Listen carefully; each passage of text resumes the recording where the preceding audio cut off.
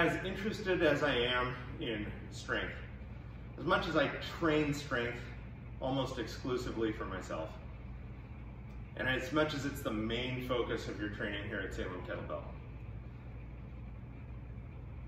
this is a time for mentally working some shit out. Especially right now, the level of systemic stress that we're under, whether we're just pissed off at COVID, whether the elections didn't turn out the way we wanted them to, whether your family is driving you nuts because the holiday season has to get all messed up. This is a tremendously stressful time. Sometimes you just need to work that shit out. This is maybe the difference between training and a workout. When we're training, we're practicing skills to get better at those skills and to get some kind of result that's fairly predictable based on the structure of our training program.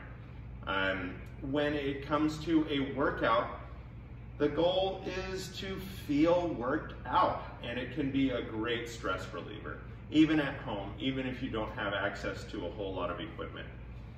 So I wanted to talk about Huffy Puffy stuff today, because that's the stuff that's gonna get you tired enough that your mind is gonna let go a little bit.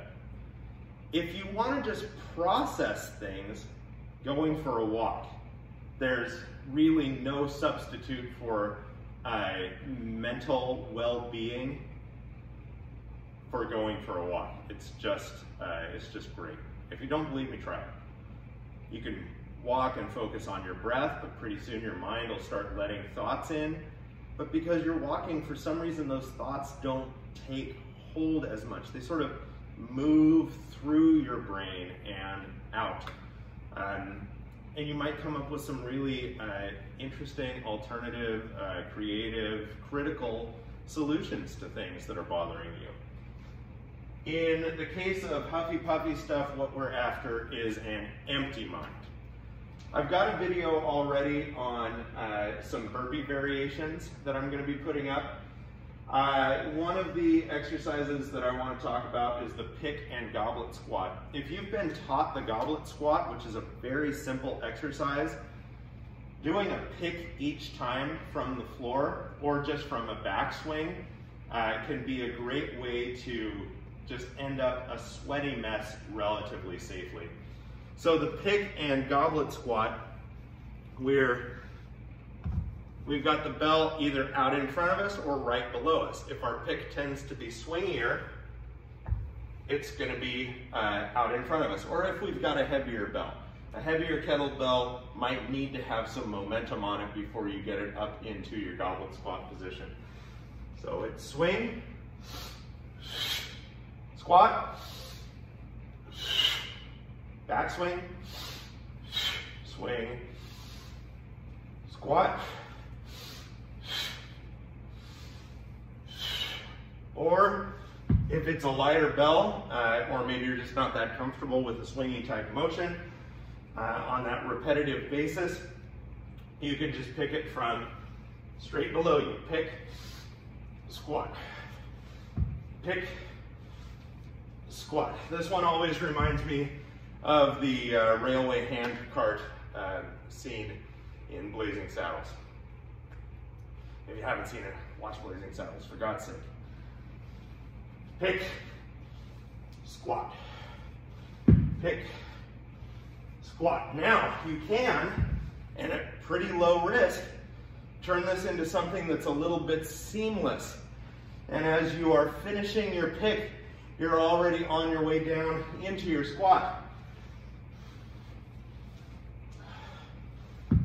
So that you never really get to that full hip extension. My God, your legs will light up like a Christmas tree. A great way to work some shit out. Next, dead anything. Okay, so we talk about a deadlift.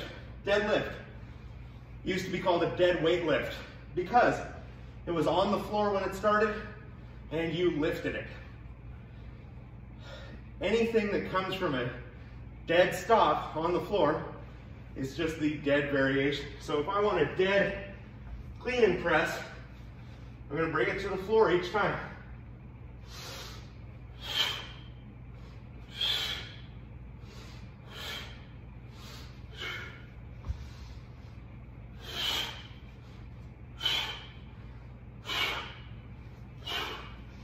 A set of 3 to 5, even with a moderate bell, I'm going to be breathing hard. Dead swings, also known as swingles.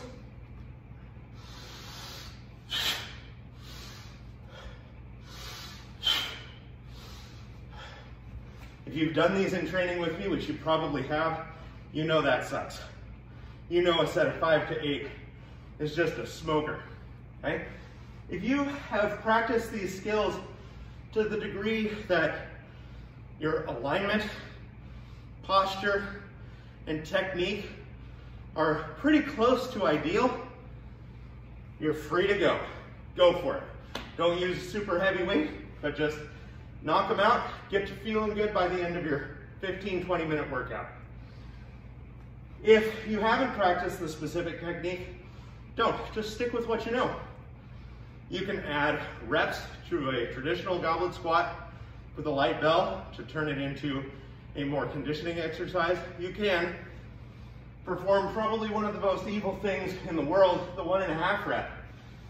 Back swing and pop it up, full descent, halfway up, full descent, all the way up. That's 1.5 rep goblet squat. It blows, but it will also do the job of getting you Huffy Puffy and get you empty-minded. I hope this is helpful. I know there's not a lot that we do have control over right now. Very little. Our actions and our reactions are within our control. So let's work on those.